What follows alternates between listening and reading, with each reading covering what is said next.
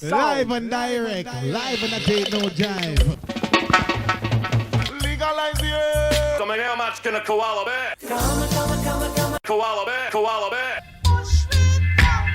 Koala bear. Barry pulls a joint out of his pocket. Bill says, great, Barry, a reefer. Hi, welcome back. It's the Koala podcast. And on this episode, I've got Jessica Hanson of the Homegrown Cannabis Co., but she also runs a company called Symple, Symple Seeds. I've got her on the show simply Simple, why I should say. I've got her on the show because it's not often get to have a conversation about Homegrow. Homegrow, as any listener will know, is always the last thing a state considers when legalizing cannabis. Always puts it at the bottom of the list because there's less money to be made for certain people. I would suggest is the main reason. So I'm interested to talk to Jessica about her work. On the Homegrow front around the States, but also because she flicks seeds around the country, the legal issues with that as well. Jessica, sorry for the intro. Thanks for joining us on the show. Do you want to give us a little bit of background first about how you got into the industry and why you decided to choose Homegrow over all the other wonderful options out there? Yeah, sure. So I got into the industry first as a patient back in around 2010. I had a pretty heavy executive job and I was having trouble sleeping. And I was not one that had used cannabis recreationally. It was not part of my deep South Catholic Christian upbringing. For me, that was just not part of something that I would turn to. The way that I was raised is you would pop a pill or have a glass of wine or do something like that. So it was really when a holistic practitioner turned me on to the idea of trying CBD and THC for sleeping that I really even got introduced to cannabis. And it was so taboo at that time. I kind of did it secretly, and it was only after being with a couple gals at a girls' night one night that I mentioned that I had been taking how I'd gotten a fantastic night's sleep with one of these cannabis gummies that everybody else started to open up a little bit. And I was like, wow, other people than me. I mean, it was just not something that was talked about, especially among professional women in those circles, professional Republican women in those circles. So that's kind of what springboarded me into it. And I immediately saw there was an underserved market. So when I got in, I really went into the female focused cannabis usage. So it was things where trying to find products for women that they could use at home that would replace that glass of Chardonnay at night or replace that Valium or whatever they were using to sleep. And that's how I got in. So that was about 15 years ago today, and it has been a very interesting ride since then. It's never dull, is it? No, it certainly isn't. And just watching the landscape as it's shifted over time and how Homegrow has become a part of the conversation, how it's kept out of the conversation by MSOs. Well, that's what I'm interested in, is how it's kept out of the conversation. Look, I was in Oregon when they went legal, so when it was at 215, 214. I'm a bit fuzzy with all these years now, but they have got some element of Homegrow there. And off the top of your head, how many states in the US have some sort of legalized Homegrow system, and So how do they operate? medical use is allowed in 40 states plus DC and a couple territories, but 24 states and 3 territories have Homegrow. But the conditions vary wildly. Well, this is Really. because are some of them still in that you can have Homegrow, but you can't buy seeds, for example. That's Right. I mean, it's just like in Michigan, you can have 12 plants per household, which is the highest allowance nationally. California, you can have up to 6. New York is a combo of three immature, three mature. Jersey's got legal sales, but Homegrow remains banned. I mean, it's just a patchwork all over the country of what can be done. But there is this national umbrella that kind of saves and comforts people, which is in 2018, the Farm Bill legalized hemp or set forth what hemp is. And what they did is say seeds, anything that's under 0.03% of a cannabis plant is considered hemp. And seeds, it doesn't matter if you grind up 1 or 10 million of them, will not have more than 0.03%. So technically, a seed is considered hemp. And that's why seed companies all over the country are able to legally send seeds in the mail through the US Postal Service. So that's So so a seed is hemp, but once it becomes a plant, it then depends, obviously, as 99.9999% of them are going to be over the 0.3 threshold. yeah, you got it. But that's the switch over, is it? And that works federally, and nobody's trying to change that at all. No, there's no change in the works for that at all because they recognize by changing the definition of it, it could just pull the roots out, disrupt the hemp industry. And there are so many farmers and agricultural companies that depend on hemp as, and states really that depend on that state revenue. So So when you're sending seeds around the country, are you sending, what percentage is actually under that 0.3 threshold, and what percentage? all of it. So we send out about 300,000 packages a year, all across the country. And it's interesting which states are highest that year, and the trends tend to follow where legalization is being proposed. And it's in places that you wouldn't really think of. Yes, some of our highest markets are California and New York, but then you see places like Ohio.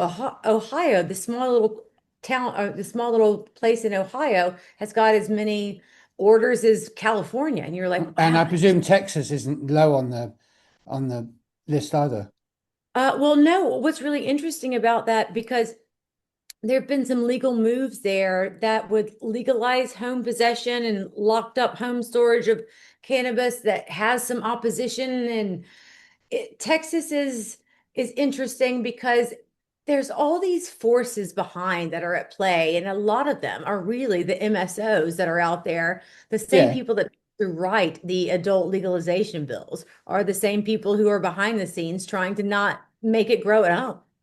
Yep, that sounds pretty standard behavior. In terms of growing at home, do you know about some of the rules whereby if you grow, are you allowed to share with other people? Can you only have it for yourself? What I presume it's a mishmash of rules in each state, or rules that, well, or things that haven't even been considered by the legislators.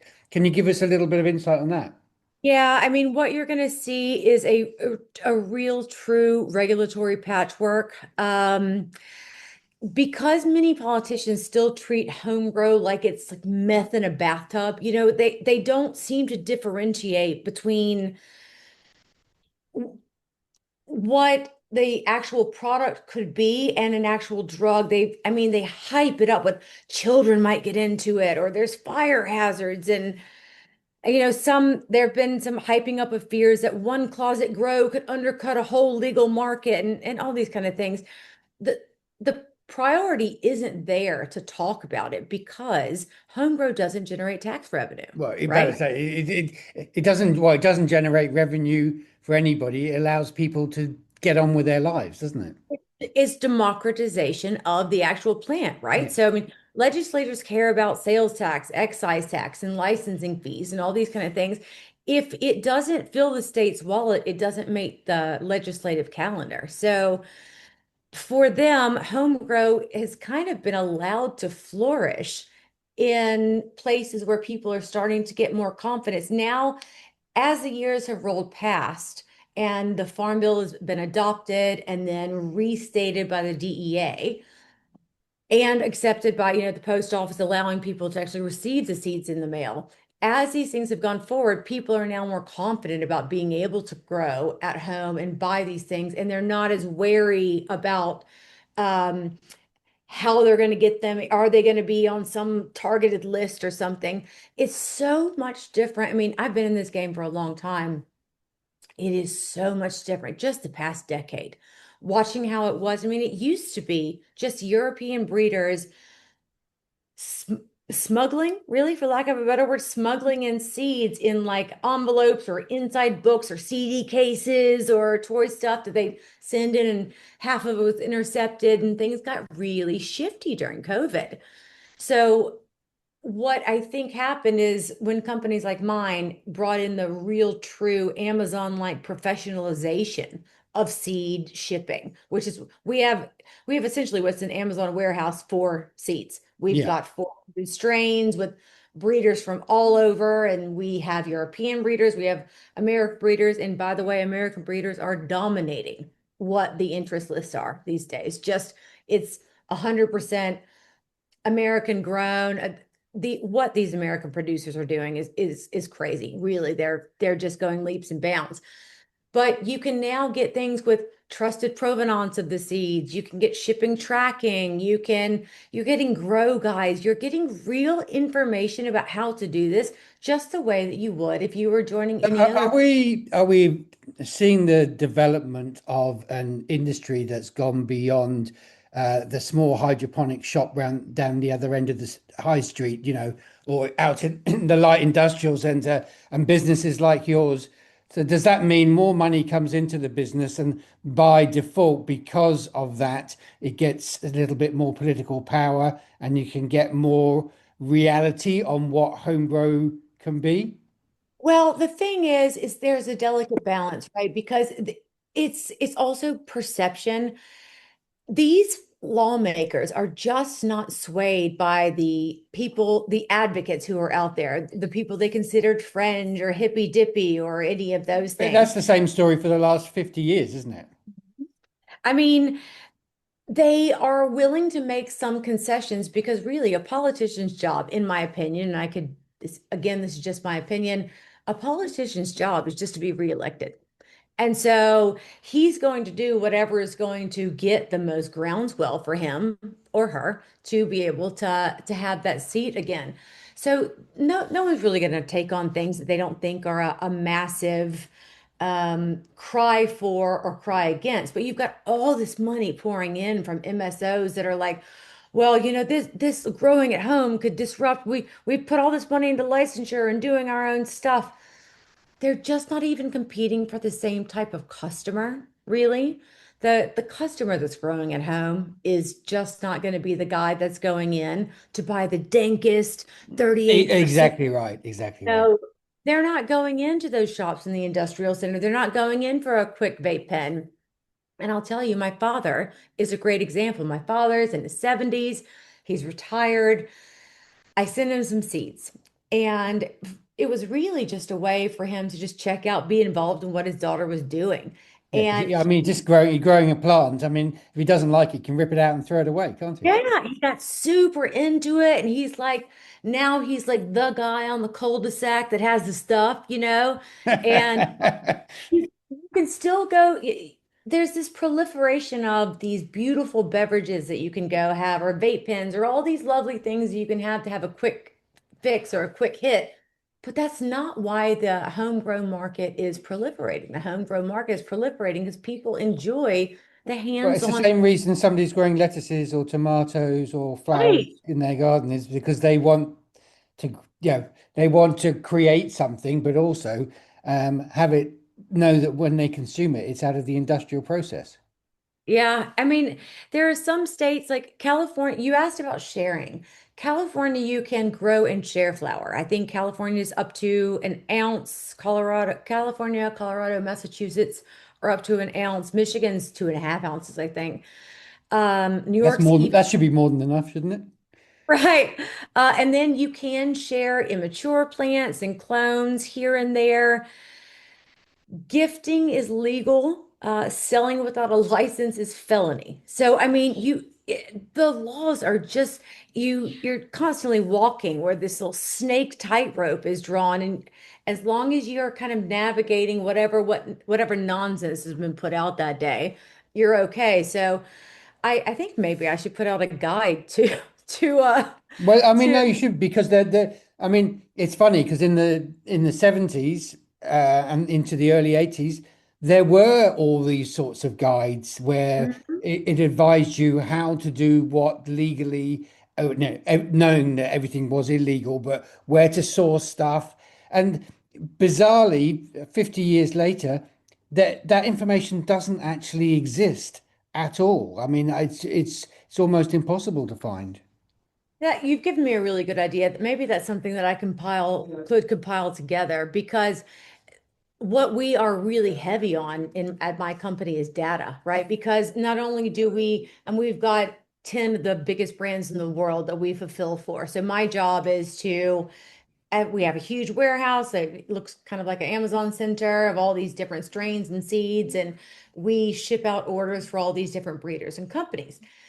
And when we do that, we get to see who's buying and what they're buying, and what's going to what kind of places.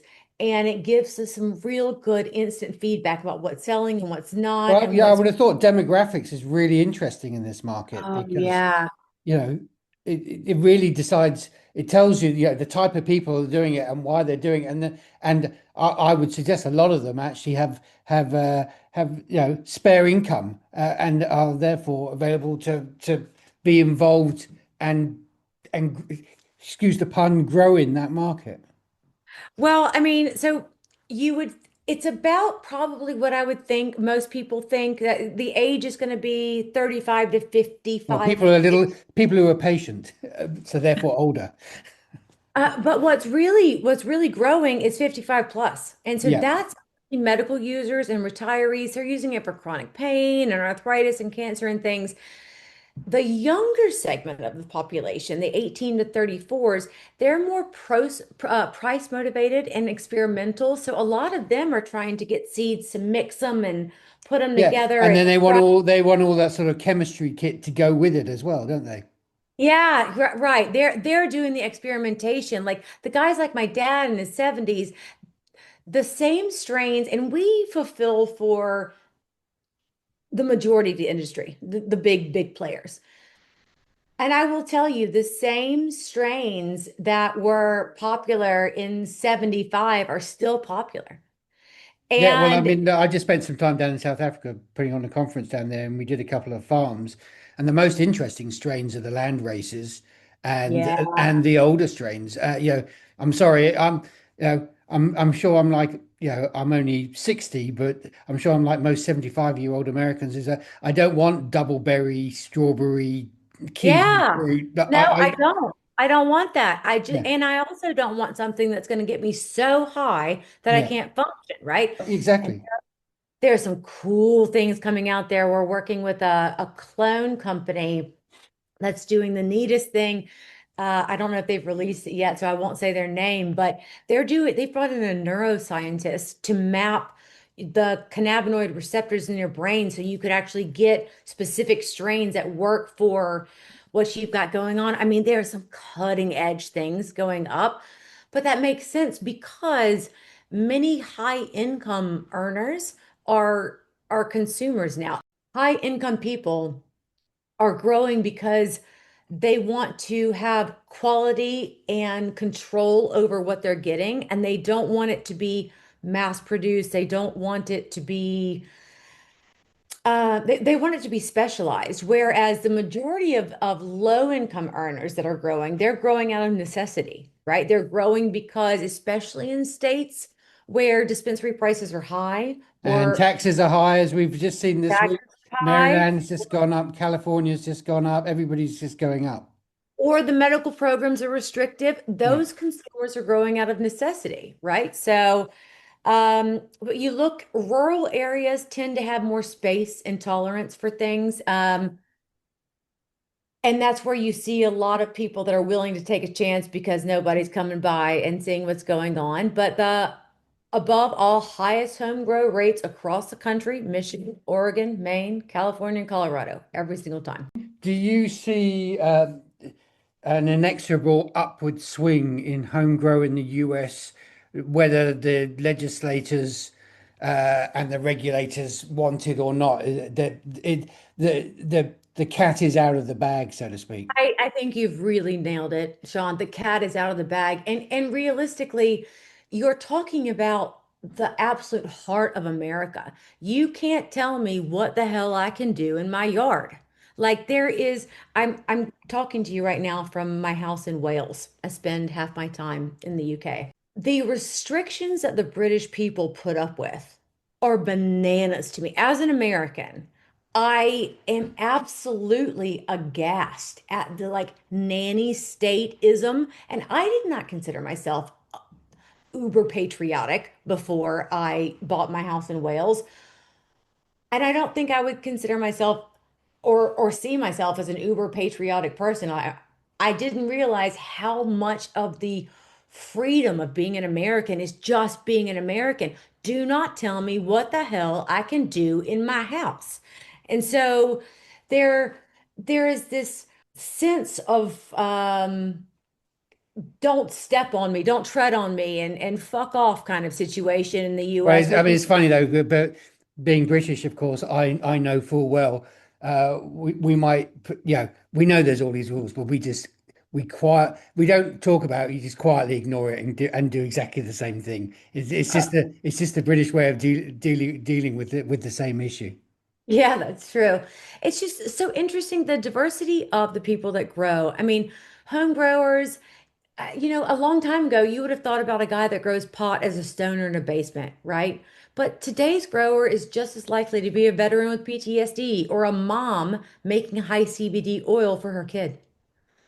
Like that's the range, right? You do not see it's not one typified person. It's really running the gamut. And from apartment closets in LA to barns in Maine, home growers are everywhere and they are growing smarter, not just bigger. This is not all about the it's almost like a to the man, a little bit like I'm gonna have my own situation and you're not gonna tell me what to do with it. And I kind of love that rebel American spirit that has fueled this.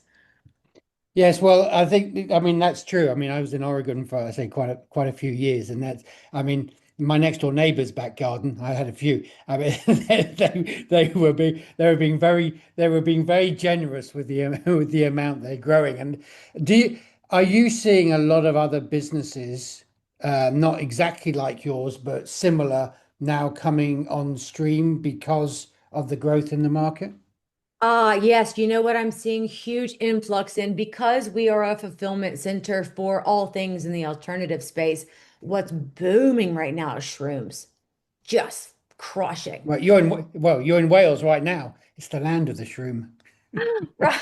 Yes. My company Simple Seeds is in Florida and I we would not have really taken a look at several different things. Our company is built for seeds specifically. They have to be stored at a specific temperature. They have to be, after you take them out of deep freeze, they have to thaw out a little bit, and then they can, we go through rigorous vigor testing to make sure that you're not just getting a seed that'll pop, you're getting a Yeah. seed that'll pop and grow a seedling that'll actually do something. Things are different with mushrooms. Like spores take a lot more of, control and things. But what is happening in the shroom world is also No, I mean, fantastic. one of my favorite stories at the moment is following these fun guys, people in Canada, who they keep busting. I mean, but well, they're like a spore. They just keep coming up, and it's quite interesting to watch. It's totally illegal, but it's quite interesting to watch that market grow and grow and grow. And to there's nothing that's going to put it down at all, is there? Well, I mean, there's always where there's a will, there's a way, I guess. And you say the way that the seed market got into uh, business really in the US was through this loophole of it not being actual cannabis. And spores have the same loophole as that did, but it's different, right? Like you can send the spores, but you can't send the myo Yeah. uh, gel, right? And you can't put it like if there's a will, there is a way because Americans are Now, well, crafty. And yeah, that's that whole hemp conversation as well. I mean, well, I it's mean, and you see it with THCA flower, yeah, right? So exactly. that was under the the federal loophole. You know, it looks, smokes, and smells like what regular weed, but is it? It's not. It's, that what you're going to see is when there are restrictive states, that's when you're going to see an explosion in the black market or the home grow market. So I not as many people are going to grow if they can just go to a dispensary. So realistically, if I were a politician, I'd take a look at it and go, okay, my job as a politician is to make money for my state, and I want my state to be the best, and rah, rah, rah. I'm going to legalize all of these things. And then I'm going to tax the hell out of them, right? Because that's my job as a politician is to make money for my state. But if that clashes with my other job, which is my primary job, which is being elected in my mind to be a politician, I have to make sure I'm still rallying up my base. And my base are conservative people that on at church on Sunday they've decided they're not that weed is bad. So let's ban it. All you've done is allow these road stop gas stations to have Delta 8, Delta 9 products that are at some absurd percentage. I mean, I could tell you stories. Since I've been in cannabis for about 15 years and I was in distribution for a long time in California, it's been so heavily regulated and tested. You always knew what you were getting. And my girlfriend's mother came in. She got some gummies from Texas. And she No, that came that in. would be dangerous. Oh my God, we were at her daughter's birthday dinner and she gave me a gummy. I'm thinking a California gummy, right? I'm thinking a 5 milligram low dose, cool thing. I was so stoned, baked out of my mind at this dinner. I had to call an Uber to come get me. And I was like a half mile from my house. And I it sat there for a while figuring out if I could get like this unregulated stuff is so bananas. But that's what happens when Well, you of course, do. that's what happens. I mean, Yep. it's regulation is and the law is everything, but trying to get that through to people's thick heads sometimes is Mm. very hard work. Look, we're almost out of time. I'd love to speak more about this because, and I'm going to probably get you back for another one because it's interesting to know that you're in the UK. So it'd be interesting to talk to you about the homegrown market because there's a big Yeah, homegrown sure. market in the UK and in Europe, and all as you say, all the growers are here. So be interesting to talk about that environment where we're in a very not so much we're in a black and white world so much in the UK, but in Europe it's getting increasingly grey. Oh, let me tell you. So we have a European presence, and Europe is fascinating. The only ones who have done it right are Germany. Yeah. You should see the stats, Sean. It's been 1,000% growth Well, I in better 20. say it's good for your business. It's always good for your business. Oh, I mean, it's been fantastic. And these German consumers want the American genetics because they know what's happening over there. They're tired of seeing the same old European catalog over and over. What's happening in Europe is Germany has figured out how to do something and maybe give it to the Germans because they're so explicit about things. They're like, here's what it is, here's what you can do, here's what you can't do. And it's so clear. Whereas, what I think of as kind of like the home of cannabis in Amsterdam, they have a word that's like 11 letters long. And it's like Gershichenreiner, which basically means permitted but not legalized. It's a word that starts with a G. And the place where people think cannabis came from I